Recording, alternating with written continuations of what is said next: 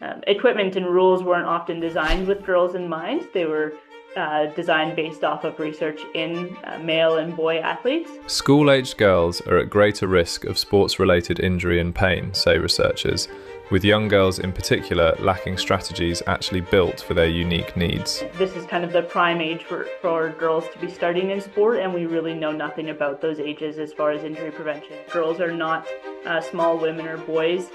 They have unique injury patterns, mechanisms, experiences, and it comes down from biological, social, and cultural factors that are different between girls and boys, and that really shapes the injury risk.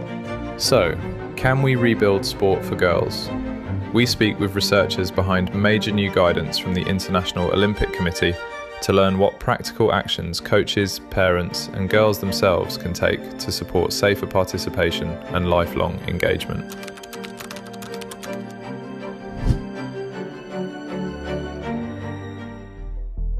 I grew up playing sports like most youth out there, and so I played a variety of sports from soccer to ice hockey and ringette and golf, and so I really enjoyed sports growing up, but I also saw the impact that injury had on both myself but also teammates, and pulling players out from games and missing time, and so that kind of sparked my interest from a pretty young age, and kind of grew into the research area that I'm now in, where I now focus on female athlete injury prevention. Hemming is part of a large research team that develops new recommendations supported by the International Olympic Committee.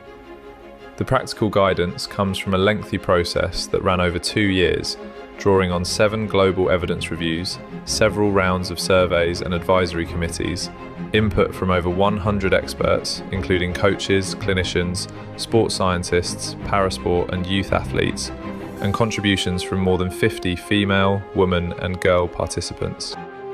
The recommendations highlight that injury prevention takes a village and spell out roles for various stakeholders, including governing bodies, coaches, parents, and the girls themselves.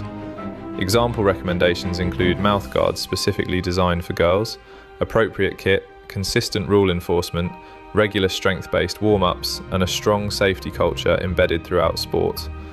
So creating a culture where girls feel kind of comfortable reporting their injuries and asking questions about that, I think that's also really important. And then ensuring that girls have equal access to coaching, training time, and safe facilities. These are all things that are really important for girls as they are playing sports. More research is still needed to fine-tune guidance for young girls. Less than 40% of the studies available to the team developing the recommendations reported any data on women or girls, and even fewer focus specifically on girls. There is this huge gap between the research that has been done in male men and boy athletes compared to female women and girl athletes. Still, the authors warn that waiting for perfect evidence risks losing a whole generation of girls from sport, and so the FAIR consensus offers the best available starting point for action today.